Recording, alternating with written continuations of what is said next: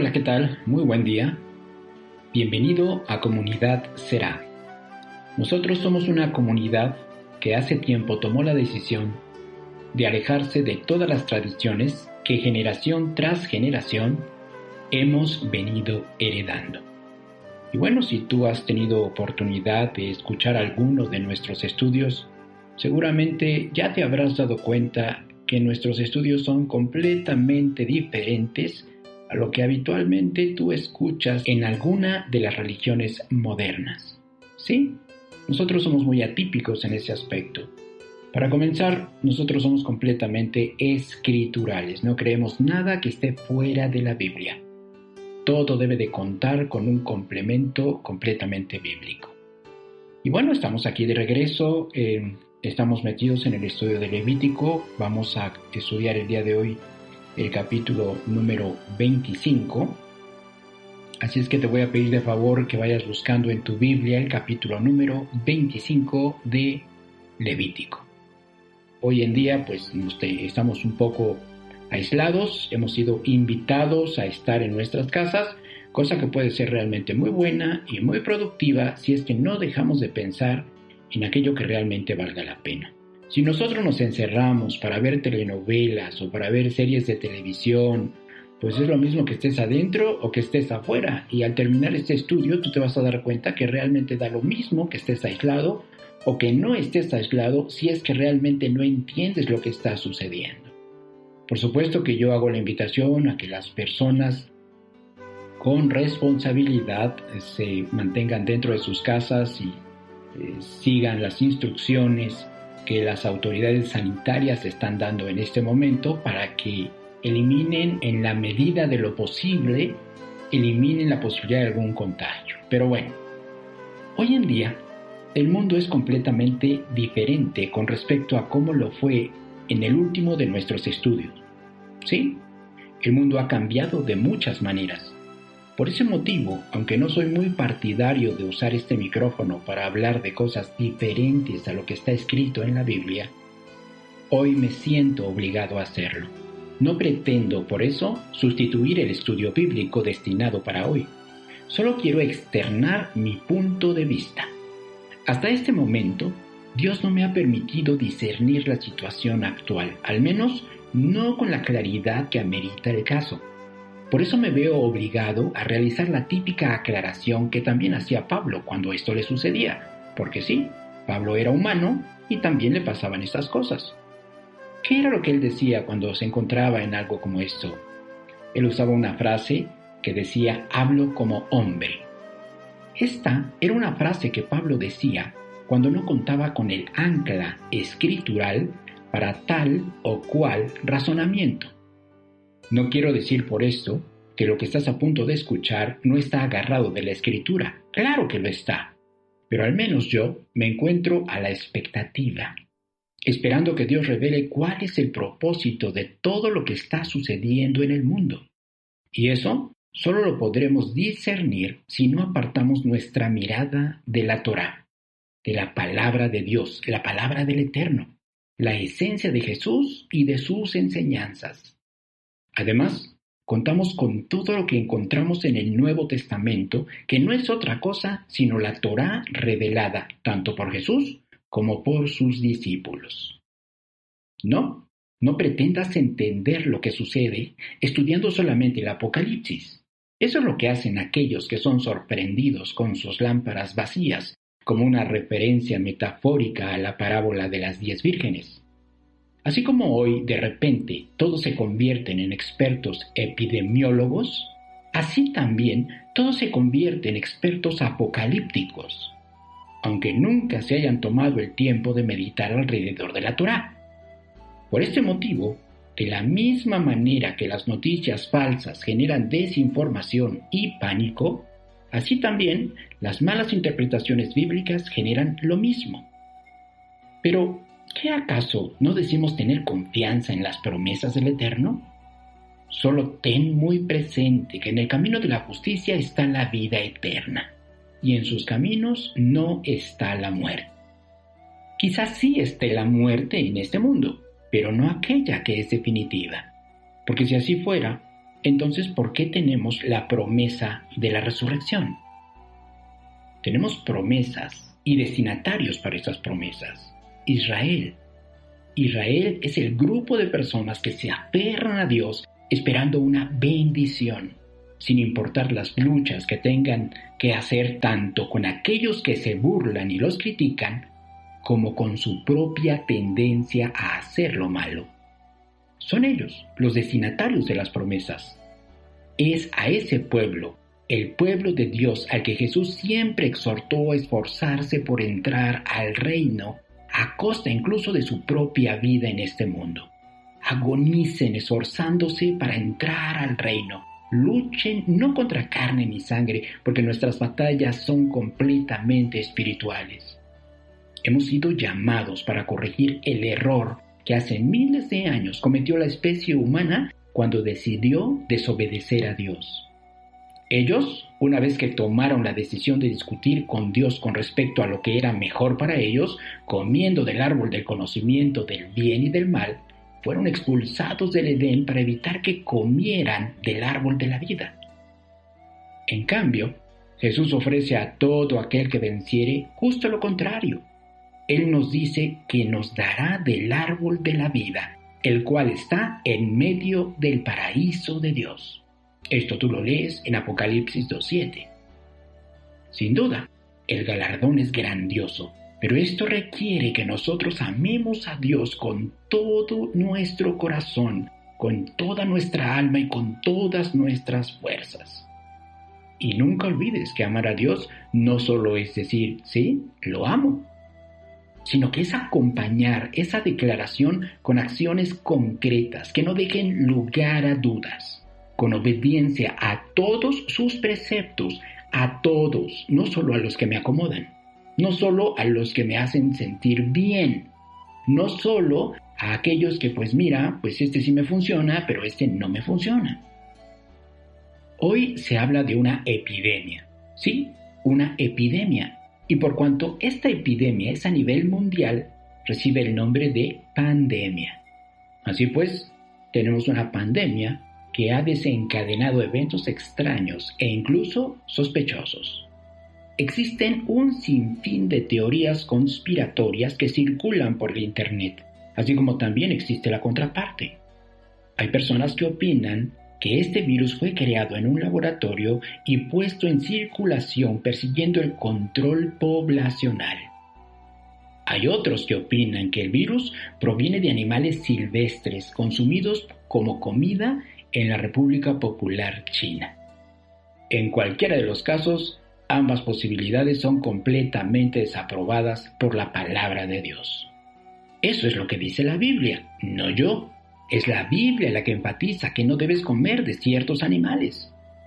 Así también es la Biblia la que prohíbe asesinar a las personas. Así que si este virus fue creado en un laboratorio, fue hecho por personas sin escrúpulos y sin el más mínimo temor a Dios. ¿Te das cuenta? Cualquiera que sea la fuente de esta pandemia, es el resultado de acciones que Dios castiga. Para aquellos que constantemente estamos a la búsqueda de la verdad, nada de esto debería de sorprendernos. Sabíamos que este tipo de cosas acontecerían. No debemos tener miedo. Nuestra postura debe ser proactiva, pero para aquello, para lo que fuimos llamados, para pregonar el arrepentimiento. ¿Es tiempo de juicio? ¡Claro que lo es! Y si no lo crees, bastaría con preguntarles a las familias de aquellos que ya han fallecido ante esta pandemia. Esto es un juicio del Eterno, sea cual sea el origen de todo esto.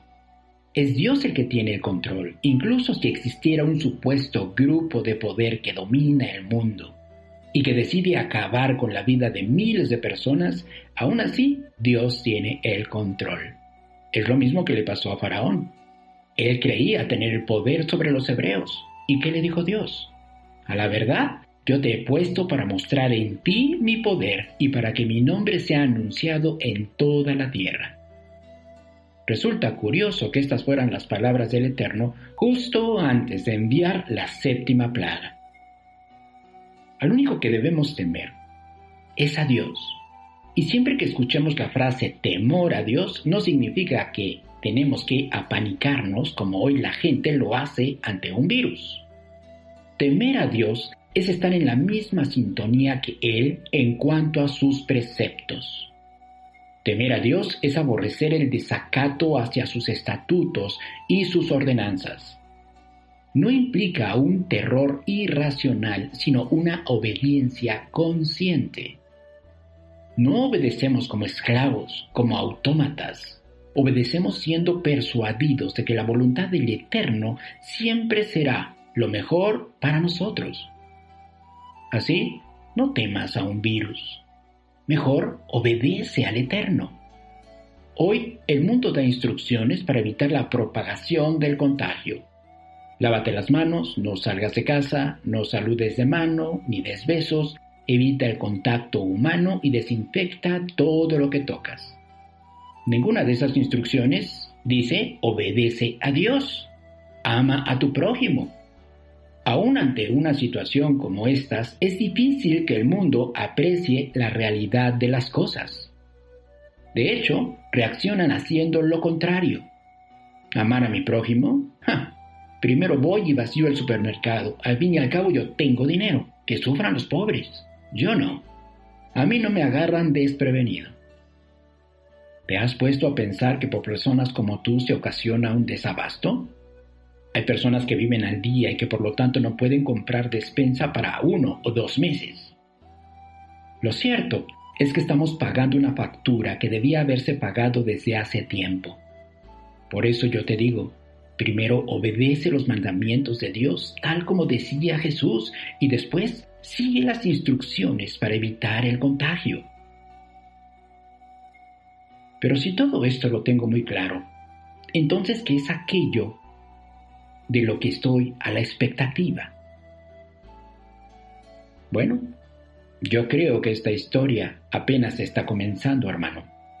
Y todos, no solo yo, todos los que decimos creer en la vigencia de la Torá y en las enseñanzas de Jesús, todos nosotros debemos estar con nuestra mirada bien puesta en las Escrituras y pendientes de los acontecimientos mundiales. Dios nunca hace nada sin antes revelarlo a sus siervos. Pero sé precavido porque durante este tiempo muchos van a querer llevar agua a su molino. Muchos buscarán llenar sus arcas aprovechándose de aquellos que solo van a la búsqueda de palabras dulces. El tiempo de juicio nunca vendrá acompañado de palabras dulces para los que por siglos han rechazado la Torá del Eterno. Si esta es la primera vez que nos escuchas, solo te diré que Jesús nunca dijo que la palabra de su Padre sería clavada en la cruz. Al contrario, dijo que no pasarían ni estos cielos ni esta tierra, sino hasta que se cumpliera hasta la más pequeña de las letras de la Torá y de los profetas. Solo lee Mateo capítulo 5, versículos 17 al 20 y saca tus propias conclusiones. De esta manera, lo que pretendo es explicarte que no es pecado el haber vivido equivocado por tanto tiempo. Lo que sí es pecado es ignorar las enseñanzas de Jesús solo para apoyar al pastor carismático que solo te vende un triunfalismo barato. Es tiempo de arrepentirse, es tiempo de regresar a las bases, es tiempo de teshuvá. Otra de las recomendaciones que te dan es que aproveches el tiempo en la casa para acabarte todas las series de televisión que puedas ver o que juegues todos los videojuegos que puedas y que rompas todos los récords. Todo esto pensando en evitar el aburrimiento. Yo te pregunto, ¿qué no es mejor aprovechar el tiempo en casa para estudiar la palabra de Dios? ¿No dices creer en Jesús? Entonces, ¿no es mejor que en estos tiempos de juicio busques tus respuestas en las enseñanzas del Maestro? Precisamente por eso te invito a que hoy, con la tranquilidad que da el Shalom de Dios, dediquemos este tiempo al estudio del Levítico. Quizá hoy Dios tenga algo que decirnos. Te recuerdo que nosotros hemos venido estudiando la Torá a través de la lente de las enseñanzas de Jesús. Y lo hemos venido haciendo versículo a versículo. Hoy toca el turno del capítulo número 25. Hoy quiero poner mucha atención a esta lectura, y no quiero decir que no lo hayamos hecho así con el resto de los capítulos, sino que hoy, como te dije desde el principio, nuestras circunstancias han cambiado. Hoy somos afortunados porque estas circunstancias nos colocan en una posición inmejorable en cuanto a nuestra receptividad. No es casualidad que hoy nos encontremos precisamente en este capítulo 25, un capítulo que habla de dos conceptos importantes, el Shemitah y el Yovel. Si no sabes a qué se refieren estos términos, no te preocupes, después de la lectura de hoy te garantizo que los aprenderás. Y lo mejor de todo es que serás tú mismo quien esté habilitado para obtener conclusiones. Procedamos pues a la lectura, no sin antes realizar una pequeña oración, así te pido de favor que me acompañes. Cierra tus ojos, dirige tu mirada, ya sabes, hacia el oriente y con respeto vamos a pedirle a Dios que esté con nosotros. Bendito es tú, Señor, nuestro Dios, Rey del universo, que nos santificas con tus mandamientos y que nos has ordenado meditar en tu palabra de día y de noche. Hoy queremos hacerlo con mucha atención. Por eso te rogamos que en este momento ilumines nuestra mente y nos permitas seguir el sendero de la luz que marcan tus preceptos. Permítenos concentrarnos en tu palabra durante todo este tiempo y que nada sea de distracción para nosotros. Prepara los corazones para que todos los que por primera vez escuchen este mensaje resulten enriquecidos con toda la ciencia que hoy vas a compartir con nosotros. Que esa palabra timbre en sus oídos y penetre hasta sus coyunturas, que los deje meditando, pensando, para que finalmente lleguen a ti. De esta manera se habrá cumplido el propósito de este ministerio: sembrar una semilla que tarde o temprano florecerá. Te lo pedimos en el nombre de nuestro Salvador y Maestro, tu Hijo, el Mesías, Jesús de Nazaret, cuyo nombre hebreo original, el auténtico, es Yeshua HaMashiach. Bendito sea su nombre. Amén. Bueno, vamos a leer el versículo número 1. Recuerda, estamos en el capítulo 25. Versículo 1 dice: El Eterno habló a Moisés en el monte de Sinaí, diciendo. Y bueno, debemos recordar, para los que han venido siguiendo estos estudios de manera cronológica, que el pueblo de Israel salió de Egipto y acampó a las faldas del monte Sinaí. Hasta ese momento todavía no hemos leído que el pueblo se haya movido. Lo que quiere decir que todos los preceptos que hemos venido leyendo fueron dados en el monte Sinaí. Versículo 2. Habla a los hijos de Israel y diles: cuando hayáis entrado en la tierra que yo os doy, la tierra guardará reposo para el Eterno. Ya habíamos tenido oportunidad de leer este precepto cuando estudiamos el capítulo 23 del libro de Éxodo. En esta ocasión, la Torá nos da la oportunidad de profundizar un poco más en el sentido de este mandamiento. Dios pide que le demos reposo a la tierra.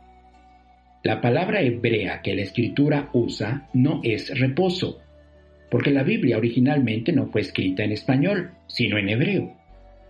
La palabra original es Shabbat.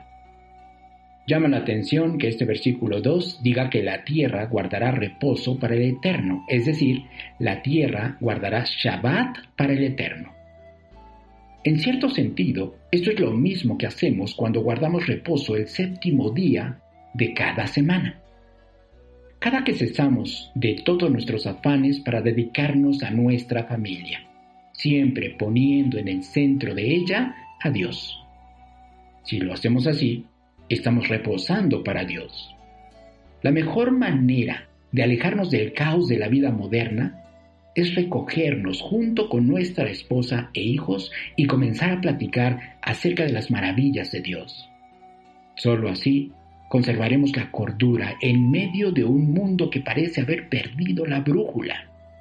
Solo así estamos en la posibilidad de evitar que todo aquello que destruye y degrada haga estragos en el seno familiar. Cuando guardamos el séptimo día para Dios, siempre que lo hagamos bien, por supuesto, y que no agarremos el día de reposo como pretexto para perdernos en cosas ociosas y vanas, sino que realmente lo guardemos como Dios manda, si así lo hacemos, resultamos revitalizados, como si recargáramos nuestra pila para volver a iniciar con un nuevo ciclo de 6 días de labores. Cuando la tierra reposa para el Eterno sucede lo mismo. La tierra recupera todas sus propiedades y queda lista para volver a comenzar con un nuevo ciclo de 6 años. Es una verdadera lástima que dentro de todos los avances tecnológicos que se han descubierto en el campo agrícola, nadie haya volteado hacia la Torá para descubrir que aquí se encuentra el secreto para obtener la mayor productividad de la tierra. Si tan solo dejáramos descansar la tierra, estoy completamente seguro que la calidad de los frutos sería excepcional, que no habría tantas sequías ni plagas como las que hoy se experimentan y que han venido disminuyendo la calidad de nuestros alimentos. Hoy, a la tierra le pasa lo mismo que le pasa a aquellos que se han olvidado de los mandamientos de Dios. La calidad de los alimentos que hoy recibimos de la tierra nos ha producido infinidad de enfermedades. Esto es consecuencia de todos los químicos usados para estimular el crecimiento y productividad. Se usan todo tipo de herbicidas, fungicidas, insecticidas, acaricidas, nematicidas, redenticidas, fertilizantes, fitorreguladores y así podríamos seguir por un buen rato. ¿Tú crees que esto no trae consecuencias? Basta con echar un ojo a las estadísticas de enfermos de cáncer, enfermedades neurodegenerativas como Parkinson y Alzheimer, además de enfermedades que afectan a los recién nacidos.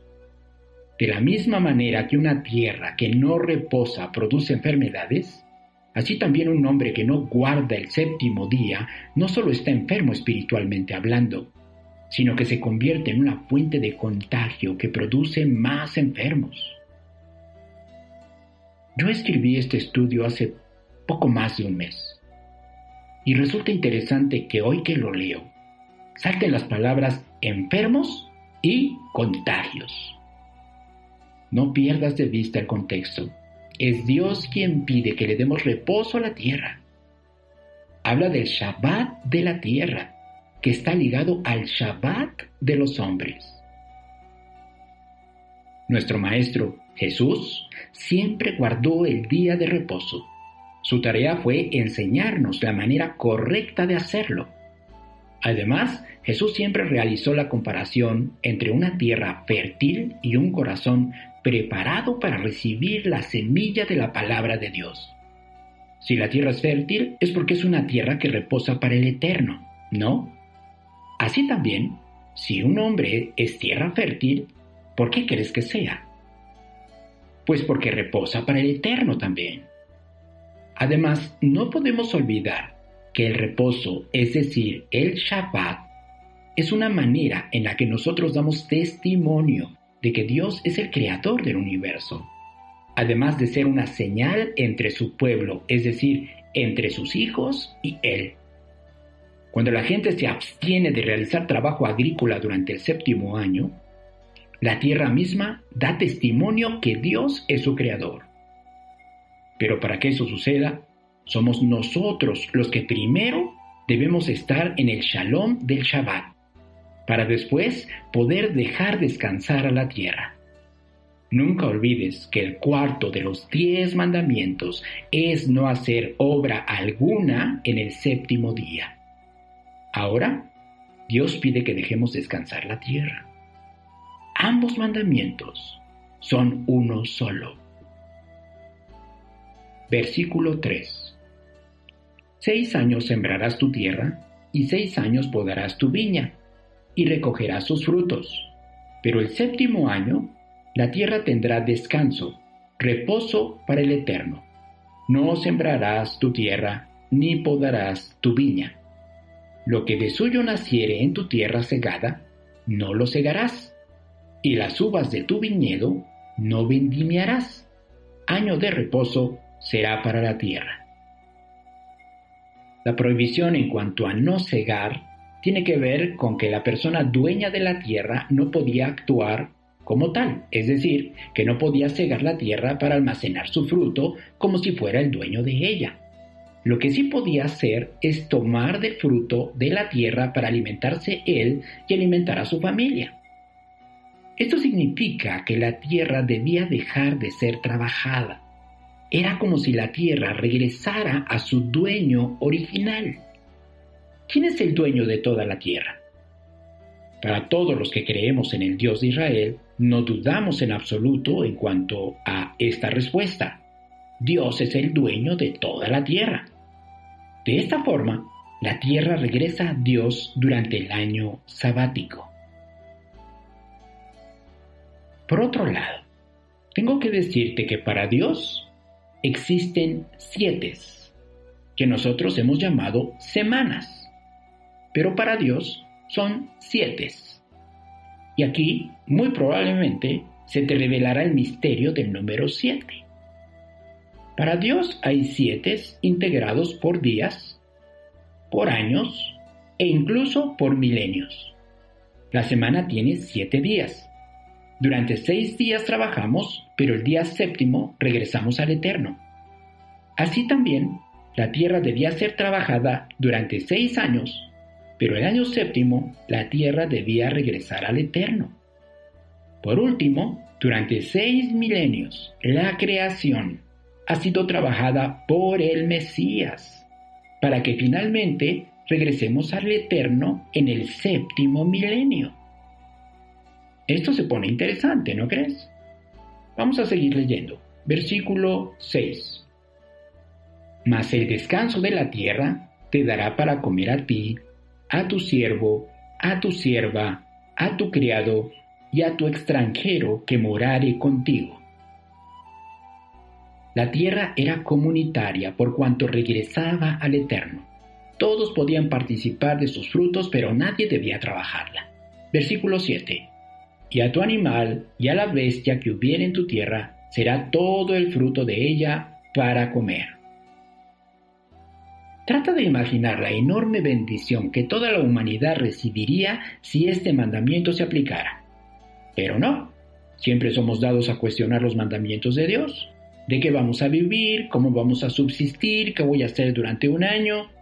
Si esto lo aplicamos a la semana, sería, ¿qué voy a hacer todo un día si no puedo trabajar? ¿Qué voy a hacer en el séptimo día si no puedo hacer los quehaceres de la casa? ¿Qué voy a hacer si ni siquiera puedo cocinar? ¿Qué voy a hacer si no puedo usar mi teléfono celular? ¿Qué voy a hacer si no puedo usar mi computadora? Etcétera, etcétera, etcétera. Siempre estamos cuestionando a Dios. ¿Qué es tan difícil realmente descansar para Dios? Dios siempre se encargó de alimentar con maná a su pueblo mientras estuvo en el desierto, y el día sexto ellos recibían el doble de ración para que tuvieran que comer durante el día de reposo. Por una cuestión sobrenatural, cuando se pretendía tomar el doble de la ración en cualquier otro día que no fuera el sexto día, el maná se pudría. Esto no sucedía en Shabbat. El alimento que se guardaba en el sexto día se conservaba en perfectas condiciones para el consumo humano durante el sexto y el séptimo día. Actualmente, a este año séptimo, en el que se supone que deberíamos dejar descansar la tierra, se le llama año sabático, pero en el hebreo, a este séptimo año se le conoce como el año de Shemitah. Aunque no existe una traducción exacta para el término hebreo Shemitah, la mejor palabra que se usa para traducirlo es remisión. Así, llegamos a la mejor expresión que en español nos acerca lo más posible a su verdadero significado: el año de la remisión. Se le conoce así porque en este año también se llevaba a cabo la condonación de deudas. Para entender por qué Dios llamó Shemitah a este año, debemos leer una porción del libro de Deuteronomio. Así es que te pido de favor que te desplaces a Deuteronomio capítulo 15 y vamos a leer del versículo 1 al 4. Pon un marcador aquí porque vamos a regresar a Levítico 25. Pon un marcador aquí y vámonos a Deuteronomio capítulo 15, versículo 1.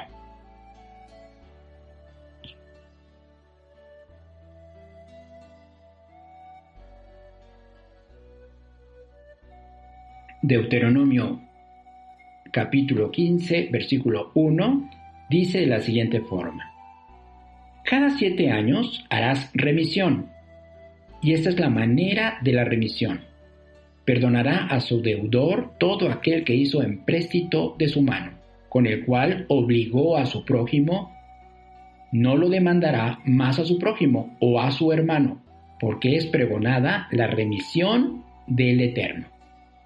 Del extranjero demandarás el reintegro, pero lo que tu hermano tuviere tuyo, lo perdonará tu mano, para que así no haya en medio de ti mendigo, porque el Eterno te bendecirá con abundancia en la tierra que el Eterno tu Dios te da por heredad, para que la tomes en posesión. Así, escrituralmente, está demostrado que el año sabático implicaba, además del reposo de la tierra, la remisión de las deudas. Por esta razón, nos referiremos a este año a partir de aquí exclusivamente con el término Shemitah. Ahora, vamos a regresar a Levítico 25. Por favor, regresemos a Levítico 25 y notemos que en el versículo 2, Dios dio el banderazo de salida para que el año de Shemitah comenzara a ponerse en práctica, por así decirlo, a partir del que el pueblo de Israel entrara a la llamada Tierra Prometida. El pueblo de Israel entró a la tierra de Canaán liderado por Josué. A partir de eso, sucedieron una serie de batallas que perseguían que Israel tomara posesión de esa tierra que el Eterno les había entregado. Ya que todo el territorio de Canaán fue conquistado, prosiguió la distribución de la tierra entre cada una de las tribus que integraban el pueblo de Israel. Desde el momento en que Josué entró a Canaán hasta la distribución de las tierras, pasaron 14 años.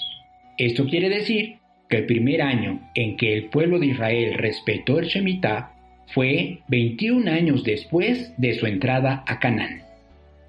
Después de esto, durante 400 años, ellos siguieron obedeciendo el mandamiento del Shemitah. Lamentablemente, dejaron de hacerlo durante los 436 años subsecuentes. Sigamos leyendo para identificar las consecuencias de no guardar el año del Shemitah. Y vamos a leer el versículo 8. Dice: y contarás 7 semanas de años, 7 veces 7 años, de modo que los días de las 7 semanas de años vendrán a serte 49 años. Entonces harás tocar fuertemente la trompeta en el mes séptimo a los 10 días del mes. El día de la expiación haréis tocar la trompeta por toda vuestra tierra. Y santificaréis el año 50, y pregonaréis libertad en la tierra a todos sus moradores. Ese año os será de jubileo, y volveréis cada uno a vuestra posesión, y cada cual volverá a su familia. De acuerdo a lo que aquí se lee, después de haber acontecido 7 años del Shemitah, es decir, 7 ciclos de 7 años, el siguiente año debería ser considerado como año de jubileo.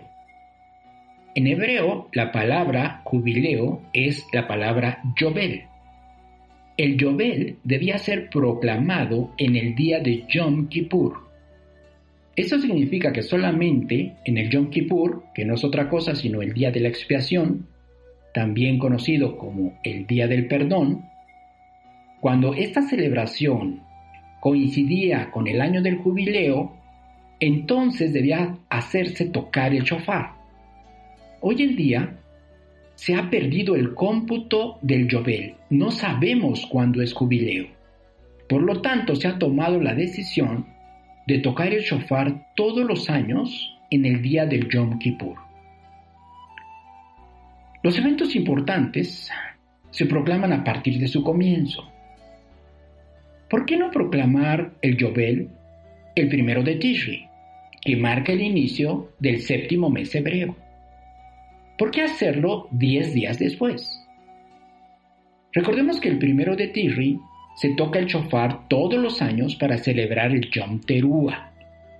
Para los que ya hemos estudiado un poco acerca de las fiestas de Dios, sabemos que el toque del shofar en Yom Teruah es un aviso a nuestras conciencias, una invitación a reflexionar para darnos cuenta lo lejos que estamos del Eterno. Así tendremos 10 días para regresar a Él antes de que se proclame el año de la libertad. De esta manera estaremos involucrados en esa libertad. Para los que somos completamente escriturales, aquí cabe una pregunta. ¿Por qué inicia el Yobel en Tishri y no en Aviv? Dios dijo en Éxodo 12 que debíamos considerar al mes de Aviv, que también se conoce como el mes de Nisan, como el primer mes del año.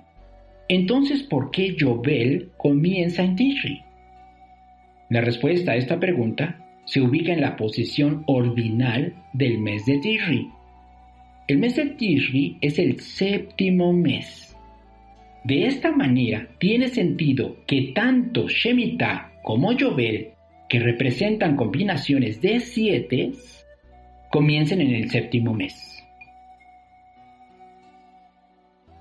Esto nos lleva a concluir que Shemitah comienza el día 1 de Tishri y termina el día 29 del mes de Elul.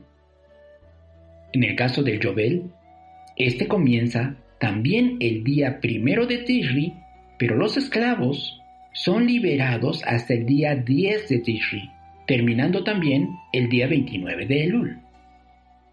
Es importante notar que el versículo 10 nos pide santificar el año 50. Apegados a la definición hebrea de santificar, el año de Yobel debe ser considerado como un año distintivo, separado para un propósito específico. El propósito principal es darnos libertad a aquellos que moramos en la tierra, para que regresemos a nuestra posesión y para que regresemos a nuestras familias. Versículo 11. El año 50 os será jubileo. No sembraréis ni segaréis lo que naciere de suyo en la tierra, ni vendimiaréis sus viñedos. Porque es jubileo, santo será a vosotros, el producto de la tierra comeréis.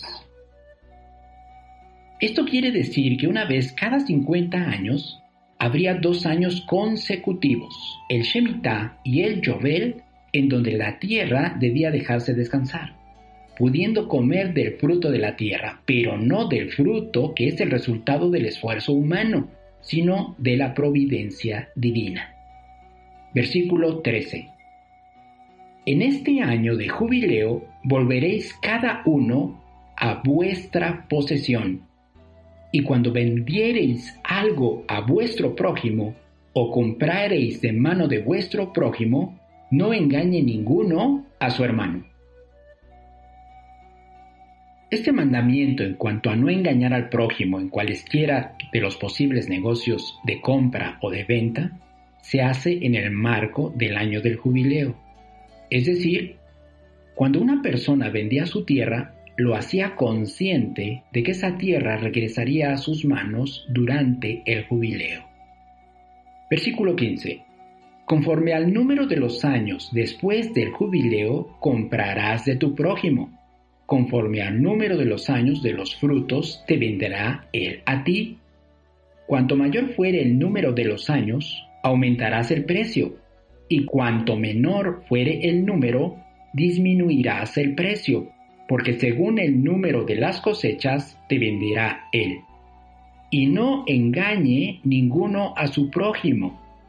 sino temed a vuestro Dios, porque yo soy el Eterno, vuestro Dios. Esto aclara que la compra o la venta de las tierras se tenía que hacer tomando como referencia el número de años restantes para el jubileo. Si faltaban muchos años, la tierra debía ser más cara. En cambio, si faltaban pocos años, la tierra debía ser vendida a un precio más económico. Versículo 18. Ejecutad pues mis estatutos y guardad mis ordenanzas y ponedlos por obra, y habitaréis en la tierra seguros. Y la tierra dará su fruto, y comeréis hasta saciaros, y habitaréis en ella con seguridad.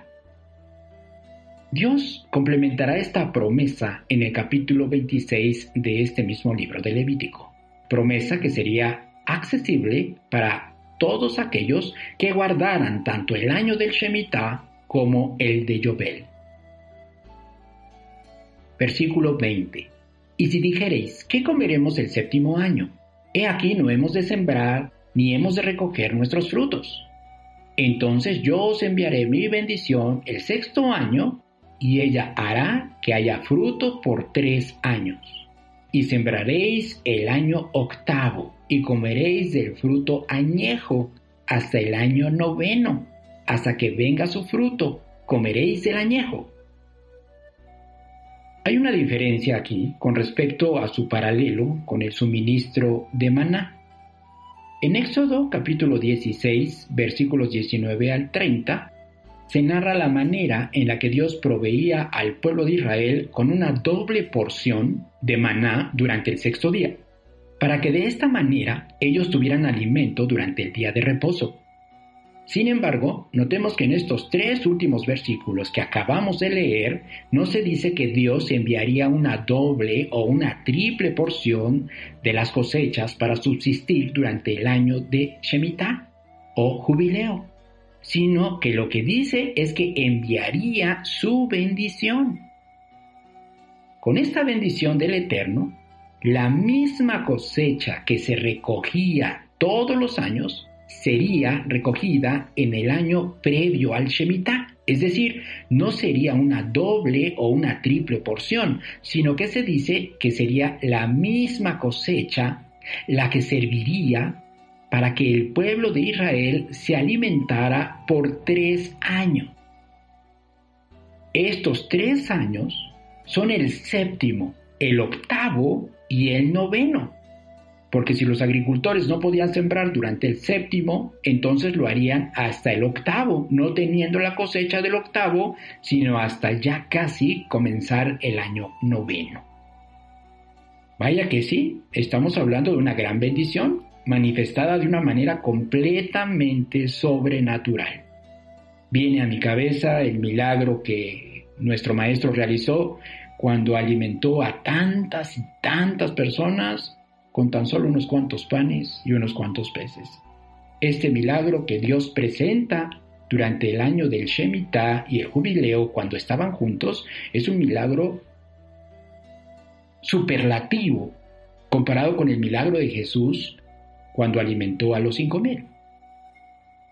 Lamentablemente, la bendición de la que hablamos en este capítulo 25 solo se vivió durante los primeros años en que Israel ocupó la tierra prometida. ¿Por qué? Bueno, por las razones de siempre. Terminamos siendo desobedientes. Es la historia de la humanidad. Siempre hemos hecho lo mismo. Versículo 23. La tierra no se venderá a perpetuidad, porque la tierra mía es, pues vosotros, forasteros y extranjeros, sois para conmigo. En el Salmo 24:1 dice que la tierra, su plenitud, el mundo y los que en él habitan le pertenecen al Eterno. Así que si la tierra le pertenece a Dios, nosotros somos extranjeros que hemos sido bien recibidos por un Dios misericordioso que nos arrenda su tierra, por decirlo de una manera. Lo cierto es que esto hace que se cumpla uno de los principales propósitos, tanto de Shemitah como de jubileo. El propósito de recordarnos que la tierra no es nuestra y que le pertenece a Dios. Versículo 24. Por tanto, en toda la tierra de vuestra posesión otorgaréis rescate a la tierra. A partir de este versículo, lo que resta de este capítulo explicará en qué consiste la remisión, es decir, el rescate de la tierra que estaba en posesión de un israelita. Versículo 25. Cuando tu hermano empobreciere y vendiere algo de su posesión, entonces su pariente más próximo vendrá y rescatará lo que su hermano hubiere vendido. El único motivo válido para vender una tierra en posesión debía ser por pobreza. No se estaba permitido vender la tierra para enriquecerse. Si una persona empobrecía lo suficiente al punto de tener que vender su tierra, entonces Dios permitía el rescate de la misma, es decir, un pariente próximo podía venir y pagar por la tierra del pobre para devolvérsela a él sin que el comprador opusiera resistencia. Si el comprador se oponía a devolver la tierra, estaba transgrediendo este precepto y era suficiente motivo para la intervención de una corte de justicia.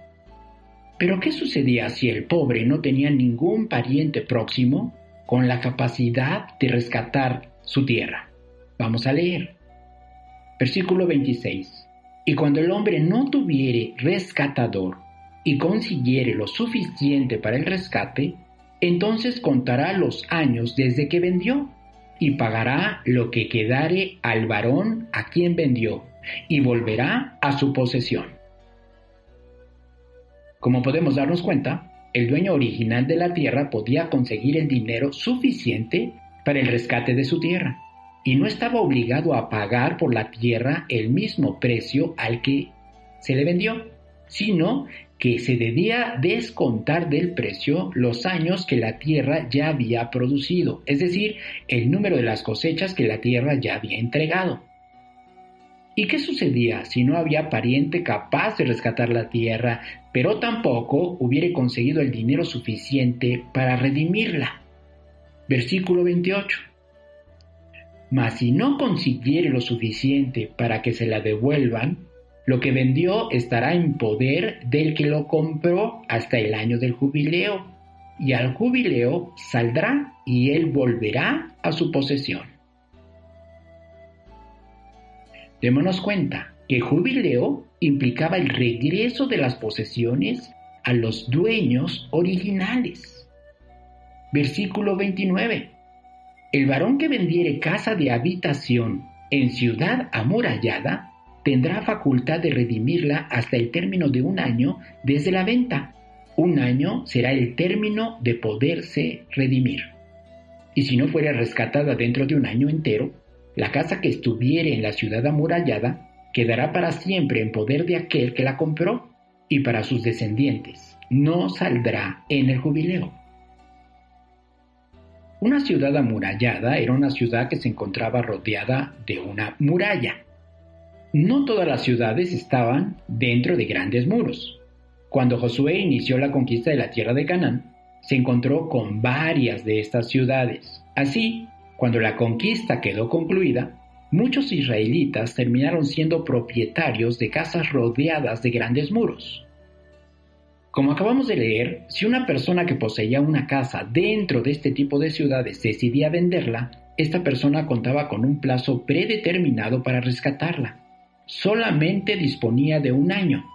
Si este plazo concluía y el vendedor no podía rescatarla, la casa sería para siempre propiedad del comprador, sin que el jubileo sirviera de argumento para que su propiedad regresara a sus manos. Este tipo de ciudades, en tiempos de guerra, jugaban un papel militar estratégico. Por este motivo, lo ideal hubiera sido que los habitantes de una ciudad amurallada no hicieran comercio con sus casas, porque mientras los habitantes originales se mantuvieran dentro, todos los secretos militares de estas ciudades quedaban asegurados. Así, con estos preceptos, Dios lo que persigue es mantener a los habitantes israelitas originales protegidos dentro de una fortaleza militar. Existe una excepción a esta regla. Esta excepción está relacionada con los levitas, pero eso lo vamos a leer unos versículos más adelante. Versículo 31. Mas las casas de las aldeas que no tienen muro alrededor serán estimadas como los terrenos del campo. Podrán ser rescatadas y saldrán en el jubileo. Esto significa que un propietario de una casa ubicada dentro de una aldea nunca perdería su propiedad. Él siempre tenía la posibilidad de rescatarla. Y si esto no fuera posible, de cualquier manera regresaría a él en el jubileo. Versículo 32. Pero en cuanto a las ciudades de los levitas, estos podrán rescatar en cualquier tiempo las casas en las ciudades de su posesión. Y el que comprare de los levitas saldrá de la casa vendida o de la ciudad de su posesión en el jubileo, por cuanto las casas de las ciudades de los levitas son la posesión de ellos entre los hijos de Israel.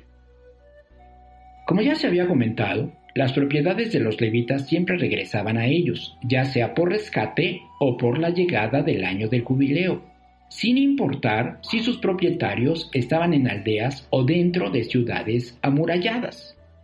Es importante saber que los levitas no poseían un territorio exclusivo para ellos, como el resto de las tribus de Israel. A cada tribu se le asignó un territorio específico. Primero, Moisés asignó territorios a la tribu de Rubén, Judá y Gad, antes de que se concluyera la conquista. La distribución de la tierra ya conquistada que se hizo para el resto de las tribus la realizó Josué, y se describe precisamente en el libro de Josué a partir del capítulo 13. Sin embargo, a la tribu de Leví, es decir, a los levitas, Josué, siguiendo las instrucciones de Dios, no les asignó territorios. Lo que Dios les dio a los levitas fueron 48 ciudades, de las cuales 6 eran ciudades de refugio. Esas ciudades estaban ubicadas dentro de los territorios del resto de las tribus. Además de las ciudades, los ejidos correspondientes a esas ciudades también eran propiedad de los levitas. Mientras Israel estuvo establecido como un solo pueblo, los levitas nunca perdían sus propiedades. Ellas siempre regresaban a ellos en el jubileo. Versículo 34. Mas la tierra del ejido de sus ciudades no se venderá, porque es perpetua posesión de ellos. Ya dije que los levitas recibieron tanto las ciudades como los ejidos correspondientes. Bueno, pues, como acabamos de leer, esos ejidos ni siquiera podían ser vendidos. Versículo 35. Y cuando tu hermano empobreciere y se acogiere a ti, tú lo ampararás, como forastero y extranjero vivirá contigo. No tomarás de él usura ni ganancia, sino tendrás temor de tu Dios y tu hermano vivirá contigo. No le darás tu dinero a usura, ni tus víveres a ganancia. Yo, el Eterno vuestro Dios, que os saqué de la tierra de Egipto, para daros la tierra de Canaán, para ser vuestro Dios. En términos generales, podemos decir que Dios prohíbe que se saque provecho de una persona que está en estado de necesidad. Por el contrario, Dios ordena ampararla teniendo temor de Dios. Debemos entender esto como el acto de ayudar a nuestro prójimo de manera desinteresada, pero siempre teniendo en cuenta que estamos cumpliendo con un precepto establecido por el Eterno. Versículo 39. Cuando tu hermano empobreciere, estando contigo, y se vendiere a ti, no le harás servir como esclavo. Como criado, como extranjero, estará contigo, hasta el año del jubileo te servirá. Entonces saldrá libre de tu casa, él y sus hijos consigo, y volverá a su familia y a la posesión de sus padres se restituirá. Porque son mis siervos, los cuales saqué yo de la tierra de Egipto, no serán vendidos a manera de esclavos. No te enseñorearás de él con dureza, sino tendrás temor de tu Dios. Dios continúa invitándonos a no abusar del necesitado. Recordemos que existían leyes a través de las cuales si una persona empobrecía, podía por sí misma tomar la decisión de venderse como esclavo. Aunque esto era aceptado como un recurso para evitar la miseria dentro del pueblo hebreo, Dios dio las instrucciones para evitar la tiranía sobre ellos. De esta manera, aun cuando el hebreo en estado de pobreza se vendía a sí mismo como esclavo, no le estaba permitido a ningún israelita abusar de una supuesta posición de amo o señor sobre él. En este punto, Dios está por hacer una diferencia con respecto a otro tipo de esclavos. Vamos a leerlo. Versículo 44. Así, tu esclavo como tu esclava que tuvieres serán de las gentes que están en vuestro alrededor. De ellos podréis comprar esclavos y esclavas. También podréis comprar de los hijos de los forasteros que viven entre vosotros y de las familias de ellos nacidos en vuestra tierra, que están con vosotros, los cuales podréis tener por posesión. Y los podréis dejar en herencia para vuestros hijos después de vosotros, como posesión hereditaria. Para siempre os serviréis de ellos. Pero en vuestros hermanos, los hijos de Israel, no os enseñorearéis cada uno sobre su hermano con dureza. Estos versículos hacen referencia a los goyim, que es la palabra hebrea que se usa para referirse a las personas que no son parte de Israel, lo que hoy llamamos gentiles. Esto lo puedes comprobar fácilmente cuando lees el versículo 44 en hebreo. No debemos perder de vista que los gentiles no obtenían su libertad en el año de Shemitah, ya que incluso se les consideraba una propiedad de los israelitas, al punto que los podían heredar a sus hijos. Así podemos darnos cuenta que Dios y la Biblia marcan una diferencia muy importante entre esclavos israelitas y gentiles. Esta diferenciación fue confirmada también por Jesús, aunque después Pablo entendió que sobre las bases de los goyim, Dios tenía un plan muy elaborado a manera de misterio, el misterio de la plenitud de los gentiles. Hoy a esta generación se le ha concedido la revelación de este misterio y está disponible para todos los que toman la decisión de zambullirse en el estudio de la palabra de Dios. Este misterio no está disponible para aquellos que se conforman con leer solamente 2 o 3 versículos cada semana, completamente descontextualizados y apartados del mensaje tanto de Jesús como de sus apóstoles. Debo aclarar que un gentil solo se convertía en esclavo por los mismos motivos que un esclavo hebreo, por pobreza o por una corte de justicia que lo sometía a la esclavitud como consecuencia de una transgresión. Sin embargo, en el momento de convertirse en esclavo de un israelita, recibía instrucción en cuanto a la palabra de Dios. Esto, sin duda, era mucho mejor que la aparente libertad en la que vivía anteriormente. Pero cuando un gentil era próspero, él también tenía la posibilidad de adquirir esclavos israelitas. Vamos a leerlo. Versículo 47.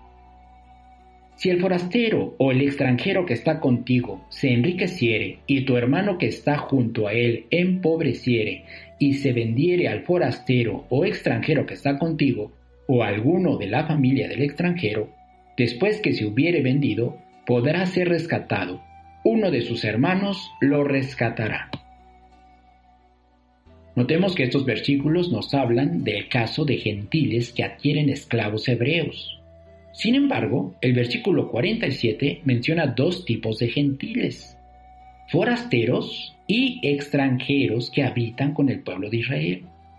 Los forasteros eran gentiles completamente alejados de la influencia del pueblo de Dios.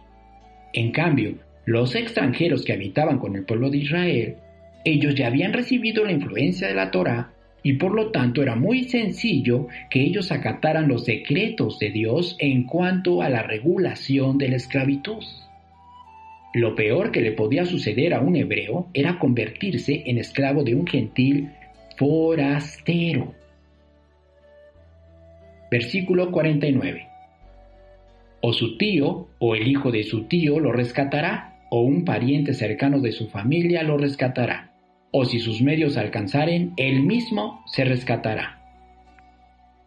A diferencia de los esclavos gentiles, un esclavo hebreo podía ser rescatado, ya sea por algún pariente cercano o por él mismo, si llegara a conseguir el dinero suficiente, claro. Por supuesto que esto podía encontrar un cierto grado de complicación para el caso de los gentiles forasteros. Pero este rescate también estaba regulado, legislado por la Torá del Eterno. Versículo 50. Hará la cuenta con el que lo compró, desde el año que se vendió a él hasta el año del jubileo, y ha de apreciarse el precio de su venta conforme al número de los años, y se contará el tiempo que estuvo con él conforme al tiempo de un criado asalariado. Si aún fueren muchos años, conforme a ellos devolverá para su rescate del dinero por el cual se vendió. Y si quedare poco tiempo hasta el año del jubileo, entonces hará un cálculo con él y devolverá su rescate conforme a sus años. Como con el tomado a salario anualmente hará con él. No se enseñoreará en él con rigor delante de tus ojos. Y si no se rescatare en esos años, en el año del jubileo saldrá él y sus hijos con él. Porque mis siervos son los hijos de Israel, son siervos míos, a los cuales saqué de la tierra de Egipto, yo el Eterno vuestro Dios. Date cuenta de la relación que existe entre Dios y los hijos de Israel, entre Dios y nosotros. Esto confirma una relación inquebrantable. Así como la tierra regresaba a su dueño original durante el año del Shemitah, así también los que somos hijos de Israel dejamos de ser esclavos para regresar a nuestro dueño, a Dios. Debo aclarar que el concepto de los hijos de Israel no es un concepto espiritualizado. En la Biblia no existe el concepto de un Israel espiritual. Para entender quiénes son los hijos de Israel, te recomiendo que escuches nuestra serie de estudios de las enseñanzas del apóstol Pablo. Por ahora, solo te diré que a esta generación se le reveló el misterio de la plenitud de los gentiles a través de las dos casas de Israel. Si no sabes cuáles son las dos casas de Israel, es imposible que entiendas quiénes son los hijos de Israel que están sembrados alrededor de toda la tierra y que actualmente están a la espera de su liberación, a través del cumplimiento de los 7 ciclos de 7, los cuales están a la vuelta de la esquina. Recordemos que todas estas instrucciones Dios las dio al pie del monte Sinaí, y que el pueblo de Israel debía aplicar el reposo de la tierra después de su establecimiento en la tierra de Canaán. Desafortunadamente, solo lo hizo durante los primeros 400 años, desobedeciendo por 436 años. Esto significa que generaron una especie de factura que Dios les cobraría más tarde. Para obtener el cómputo de cuántos años fueron los que realmente transgredieron estos mandamientos, primero debemos dividir 436 entre 7, para obtener el número de años sabáticos que se dejaron de cumplir. Sin olvidar que también debían guardar un año por el jubileo, y esto debían hacerlo cada 50 años. Si dividimos 436 entre 50 y el resultado se lo sumamos al cálculo anterior, obtenemos 70 años. Pero nosotros no somos los primeros en hacer ese cálculo. Ya el profeta Jeremías lo había hecho y había anunciado que Dios cobraría estos años a la casa de Judá aplicando un juicio. Para llevar a cabo este juicio, Dios usó a Babilonia, ¿sí?, un pueblo pagano, alejado completamente de los preceptos del Eterno. Este es el tema del juicio que Jeremías anunció en el capítulo 25 de su profecía. Allí, Dios dijo a través de Jeremías que se cobraría esos 70 años. Dios explicó que muchas veces había enviado a sus profetas para predicar prosperidad. No, a predicar el arrepentimiento. Dios nos ha hablado desde temprano y sin cesar, pero la mayoría de nosotros no hemos escuchado, ni hemos inclinado nuestro oído para realmente escuchar. Cuando Dios dice, vuélvanse de sus malos caminos y de la maldad de sus obras, no se vayan siguiendo dioses ajenos, pero sus palabras no son tomadas en cuenta, entonces le hemos provocado a ira. La Babilonia moderna está siendo usada por Dios para llamar a juicio a toda la humanidad, dentro de la cual están los hijos de Israel. Cuando el Shemitah se ponía en práctica, servía como recurso para recordarnos que todo lo que obtenemos en este mundo no lo obtenemos por nuestra gran inteligencia o porque somos muy talentosos, sino por la voluntad del Eterno. Es como si el Shemitah nos regresara al punto en donde Dios recién había terminado la creación. Este mandamiento nos concientiza de que mientras una persona se aleja cada vez más del punto inicial de la creación, necesita del Shemitah para ser regresado a ese punto. Justamente cuando la creación parece un recuerdo borroso, la tentación es sentir que nuestra humanidad maneja el mundo y que nuestra inteligencia nos ha traído la recompensa de lo que ella ha logrado. Pero no todo son malas noticias. Aún en un tiempo como en el que actualmente estamos viviendo, tenemos esperanza. Recuerda, el Shemitah también anunciaba la condonación de las deudas y la libertad de los esclavos hebreos. Es a ese año de libertad al que Jesús se refirió cuando leyó en una sinagoga de Nazaret el capítulo 61 del profeta Isaías. Busca por favor Lucas capítulo 4, y vamos a leer a partir del versículo 16. Lucas capítulo 4, y con esta va a ser la última lectura que vamos a hacer de un pasaje bíblico. Este estudio ha estado un poco largo y pues qué bueno que nos ha tocado y que nos ha agarrado este estudio en esta época en donde gran parte del mundo está aislada en su casa. Así es que qué mejor que estar pasando este tiempo escuchando la lectura de la Biblia y no perdiendo el tiempo haciendo cosas vanas, cosas ociosas. Lucas capítulo 4, versículo 16. Vamos a leer del 16 al 21. Dice de la siguiente forma: Vino a Nazaret, esto se refiere a Jesús, vino a Nazaret donde se había criado, y en el día de reposo entró en la sinagoga conforme a su costumbre, y se levantó a leer. Y se le dio el libro del profeta Isaías, y habiendo abierto el libro, halló el lugar donde estaba escrito. Lo que Jesús está a punto de leer y que vamos a leer nosotros fue la sección de Isaías 61. Él leyó los versículos 1 y el 2a. Yo digo 2a porque no terminó de leer la segunda parte del versículo. Vamos a leerlo. Versículo 18. El Espíritu del Señor está sobre mí, por cuanto me ha ungido para dar buenas nuevas a los pobres. Me ha enviado a sanar a los quebrantados de corazón, a pregonar libertad a los cautivos y vista a los ciegos, a poner en libertad a los oprimidos, a predicar el año agradable del Señor. Y enrollando el libro, lo dio al ministro y se sentó, y los ojos de todos en la sinagoga estaban fijos en él. Y comenzó a decirles: Hoy se ha cumplido esta escritura delante de vosotros. Es el año de Shemitah al que Jesús se está refiriendo, el año agradable del Señor, el año en el que se pregonaba la libertad a los cautivos. Quizá te puedas preguntar, ¿libertad de quién o de qué? Primera de Juan 3:4 explica que el pecado es la transgresión a la ley de Dios, es decir, pecado es transgredir la Torá. Y Jesús ya había dicho en Juan 8:34 que todo el que comete pecado es esclavo del pecado.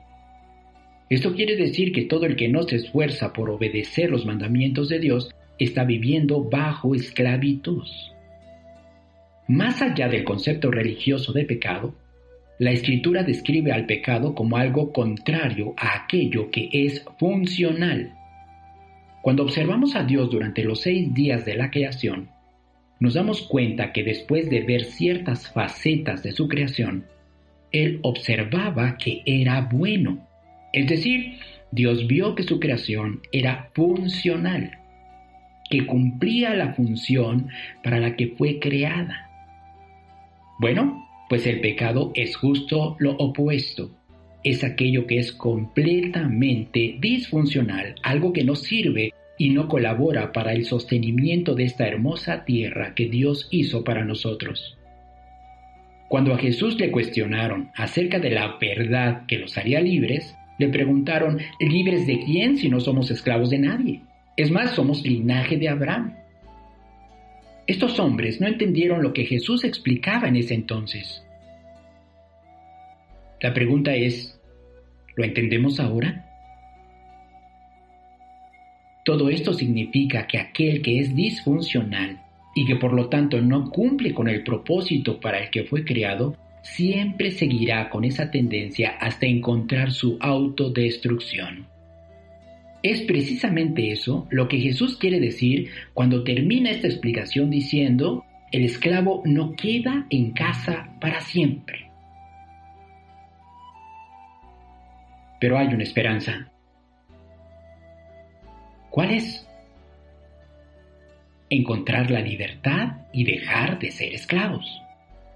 Esta es la dicotomía entre esclavitud y libertad. ¿Qué pasa en el mundo actualmente? El mundo se degrada, viene a menos, en caída libre. Esa es la consecuencia del pecado, el estado de esclavitud. Trataré de explicártelo de otra manera. Para Jesús y para la Biblia, la esclavitud es un estado de no redención. Pero si una persona no se encuentra en un estado redimido, entonces ¿cómo está? En un estado de corrupción. Ese es un estado completamente apegado a las leyes actuales de la naturaleza. Todo se degrada, toda la materia tiende a descomponerse, todo muere. Entonces, la esclavitud es un estado no redimido de las personas. Bajo este tipo de planteamientos, es fácil entender el concepto de libertad, cosa que ha sido muy distorsionada por las religiones. La libertad no significa que Jesús murió para que hagas lo que te venga en gana sin siquiera interesarte por conocer los mandamientos de Dios. No conocer los mandamientos es de hecho la base para nunca salir de una vida de pecado, una vida sin propósito, sin objetivo, sin misión. Por eso Jesús dijo, si conociereis la verdad, seréis verdaderamente libres. Cuando no conocemos la esencia de aquel que nos creó, no tenemos la más mínima posibilidad de convertirnos en seres funcionales en armonía con su creación. De esta manera, cuando Dios se encontró con el problema de que sus hijos se encontraban esclavizados por el pecado, envió a su Hijo en semejanza de carne de pecado, y a causa del pecado condenó al pecado en la carne, para que nuestra carne pudiera ser liberada de esta esclavitud y transformada por el Espíritu. Sí, Jesús nos quitó las ataduras de esa disfuncionalidad y nos convierte en seres espirituales capaces de cuidar de la creación de Dios. ¿No fue ese el propósito de Dios cuando puso la humanidad en el Edén? Nos dio una mayordomía sobre su creación que hasta ahora hemos sido incapaces de cumplir. Pero gracias al Jesús judío, hoy varios de nosotros hemos entendido que ser parte de Israel es precisamente luchar contra nuestra propia tendencia a destruir esta creación. Jesús nos otorgó libertad. Muy probablemente cuando Jesús leyó la profecía de Isaías 61, lo estaba haciendo en un año de Shemitah. Hoy todos sabemos que Jesús es el Cordero de Dios que quita ¿qué dice el versículo? El pecado del mundo. Bueno, yo te pediría que lo entendieras así. Jesús es el Cordero de Dios que quita la disfuncionalidad en el mundo. Sí, Jesús es el Cordero de Pesaj, o quizá lo entiendas mejor como el Cordero de Pascua. Precisamente hoy, estamos a poco más de una semana de una de las celebraciones más importantes para Dios, la Pascua. que primero fue indicada en Éxodo 12 y después explicada en Levítico 23. Cuando leemos estos pasajes nos damos cuenta que Dios nos pide celebrar estas fiestas y que debemos considerar ese precepto como un estatuto perpetuo en donde quiera que habitemos. Y no son fiestas que solo deben celebrar los judíos. Eso es algo que se han encargado de fomentar las religiones. Las fiestas son de Dios, no solo de los judíos. Y si no me crees, solo lee los primeros versículos de Levítico 23. En fin, así como en Egipto los israelitas tuvieron que celebrar la Pascua en medio de una plaga para después salir de la esclavitud, este año tú tienes la oportunidad de celebrarla porque muy probablemente ha llegado tu tiempo para que alcances la libertad de la que tanto hemos hablado. Quizá por eso hoy Dios te tiene encerrado en tu casa. Dios quiera que este año acontezca la remisión y por lo tanto la redención tuya, mía y la de todos los que amamos a Dios.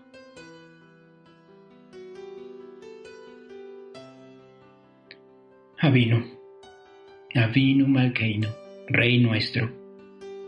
Gracias, mi Señor, por habernos permitido estudiar tu santa palabra.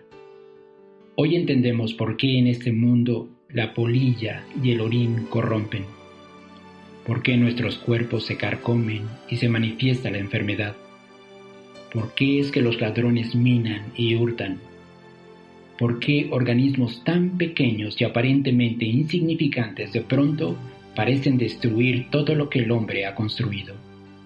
Es el pecado, nuestro pecado, la causa de todo esto. Por eso, las riquezas de la humanidad están podridas. Todo el sistema se tambalea como aquella lana que es devorada por el gusano. No en balde has dicho que todo hombre es como hierba y que toda la gloria del hombre es como flor de la hierba. La hierba se seca y la flor se cae, mas tu palabra es la que permanece para siempre. Para siempre.